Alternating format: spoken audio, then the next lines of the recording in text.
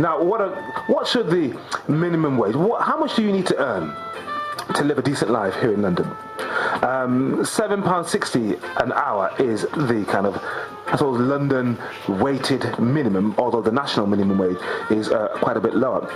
There's an ongoing dispute at UBS, that's one of the Union Bank of Switzerland, very, very big city operator, and a number of people are saying that that bank is not performing best practice. If you're a cleaner there, how much would you expect to be paid? If you were a banker there, how much would you expect to be paid? Well, on the line is Chris Ford from Unite, a union that's in the news for other reasons as well today. And he's helping to champion the campaign run by cleaners for a decent minimum wage. But it's not just in London, but it's in various cities across the world. Chris, good morning. Good morning. Can you tell us more about the campaign and how you've taken it from London to the international sphere? Well, the Union Bank of Switzerland is an international bank, and as a global bank, it's only right that global trade unionism should respond on a global scale. Now, you asked what the wage should be for bankers or for cleaners, and at UBS, their executive board have given themselves a 2.9 billion franc bonus this last year. Simultaneously, the lowest paid workers under their contracts are receiving a 10% pay cut by reducing their hours forcibly. Now, they were on the living wage, which was £7.60 an hour, but now they're going to join the 15% of full-time staff and 47% of part-time staff in London who earn less than the £6.65 an hour poverty wage. Now, can you explain exactly how that's being done? Because, of course, if it's £7.60, that's the agreed London minimum wage, okay? I mean, it's obviously not the national minimum wage, but that's what good employers by convention, including the GLA and Boris Johnson, the mayor, apparently has backed this. That's what they said. How has that been achieved, this reduction?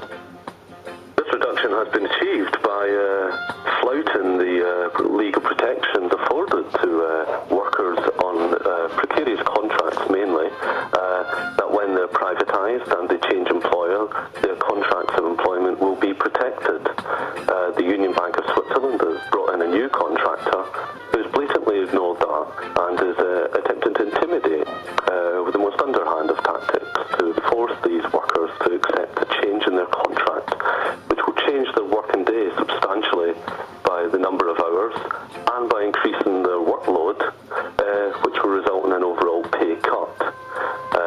Now, I think that's right. You talk of underhand tactics. What do you mean underhand? I mean, this is it's a company legally constituted.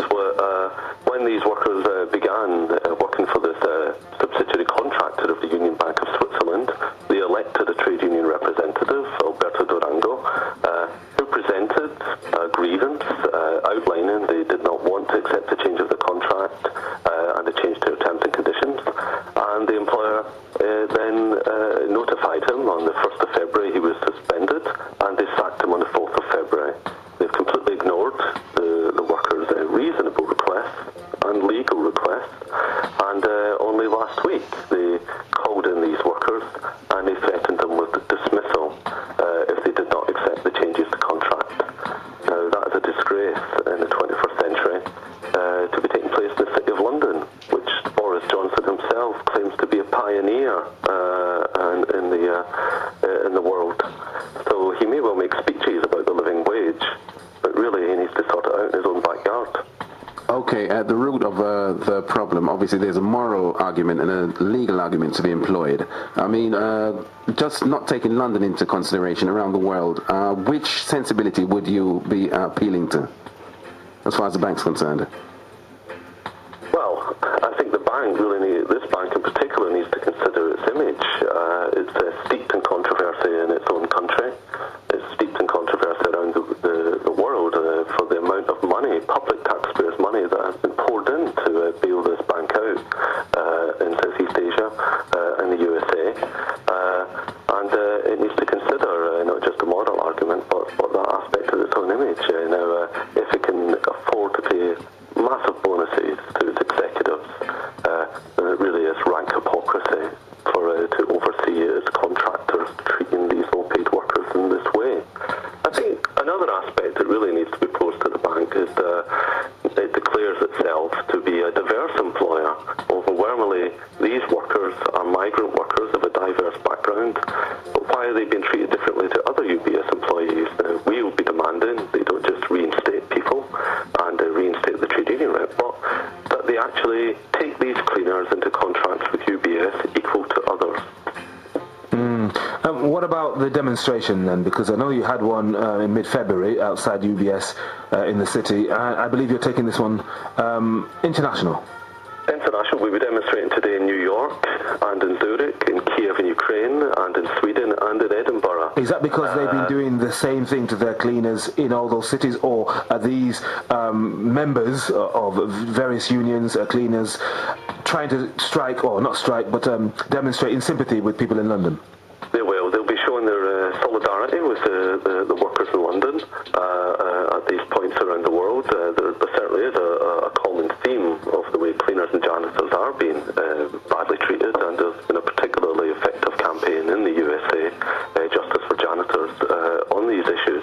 But the demonstrations around the world today have no selfish interest. They're purely demonstrations of solidarity with these low-paid workers in London. The demonstration will be at 5 o'clock in London today at Liverpool Street, and I hope anyone who can see the justice of this campaign will come along and join us. And of course, Unite in the news for other reasons.